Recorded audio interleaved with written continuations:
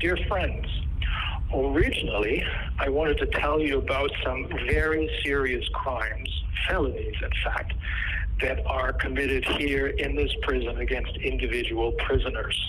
Sunlight is the best of disinfectants here too, as it is that which shows the truth and thus clears the way for justice. But I will save this for another day, as two of my attorneys are already on the case, or on those two cases, which I'm going to deal with in particular. And because you have written me to so many letters to express your condolences and to keep me afloat, they have shown me that this is exactly the right moment in time to focus on the good and the positive, which is winning over all the bad and the evil, which we're being terrorized with 24/7 by the mainstream media and the puppet politicians. And that's because your letters are the best proof that the most important human quality, empathy, still exists on our side of the fence, not just as empty boilerplate language, but in reality with real meaning. And therefore, it doesn't matter if those on the other side of the fence never had this human quality, because they're psychopaths, or if they lost it because as a result of psychological terrorism and propaganda, which would make them sociopaths. What does matter, as far as I'm concerned, are these three things. First, my wife and I do not miss anyone on the other side of the fence. No one there has ever been a real friend anyway. All our real friends are still here on our side of the fence. Many here on this side of the fence have become real friends, as for example evidenced through your letters. Second, we can easily do without those on the other side of the fence, because we have everything we need to live a human life without wars and without the deadly healthcare terrorism of the World Health Organization and the pharmaceutical industry. Those on the other side of the fence don't know this. And for many, the realization, if it ever comes, will come too late. Third, strangely enough, I and also my wife have this sensation of not really being able to see and hear those on the other side anymore. The invisible fence that separates us from them seems to serve both as a kind of sound barrier and as a kind of fog. It's as though everything that's on the other side of the fence is blocked out, because we have much more important things to focus on, and that is a truly human life. This is not to say, of course, that we can simply forget about the other side. No. We will deal with it insofar as it is necessary for the protection and building of our new human life.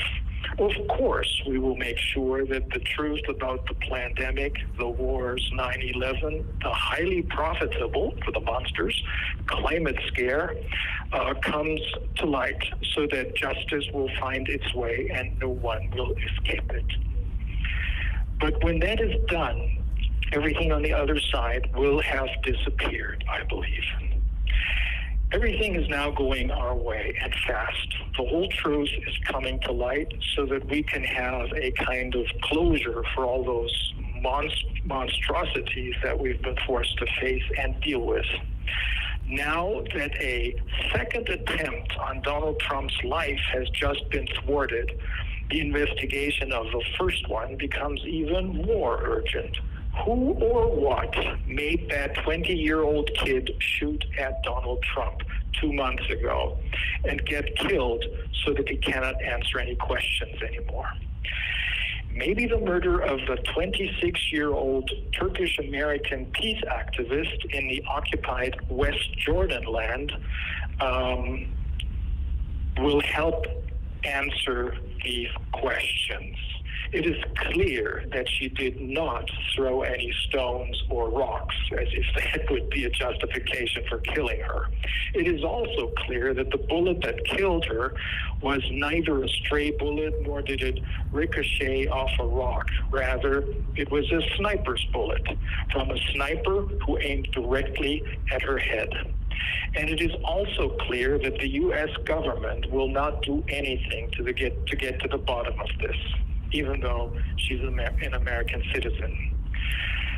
But her parents and the Turkish government will. I wouldn't be surprised if this ultimately leads to Turkey leaving NATO. Speaking of assassinations and assassination attempts, Donald Trump announced a while ago that he will make all the classified documents public that have to do with the assassination of JFK. And I believe that he has very important people helping him on this. Everything is moving fast and in the right direction. A few weeks ago, I told you that I like classical music too, and I mentioned an aria by Luciano Pavarotti, Caruso. Well, I made a mistake, and I apologize. It's not an aria, but it's Luciano Pavarotti's rendition of a song by Lucio Dalla. But I'm sure had Cher heard it in the New York Met, she would have once again been moved to tears. I should have known better, as my grandmother Emma quite frequently took me to the theater and the opera when I was little. I believe she did it because she felt that I needed some kind of cultural education too. I didn't really like Wagner, I remember that, but I loved the Italian operas and operettas, but also the British operettas. Italy, to me, has always been synonymous with enjoying life. This is reflected by Italian food, furniture, Italian clothes, and of course Italian music. For example, Azzurro by Adriano Celentano, or Bello Impossibile by Gianna Nannini. I have a very distinct feeling that we will soon have every reason to celebrate, my friends.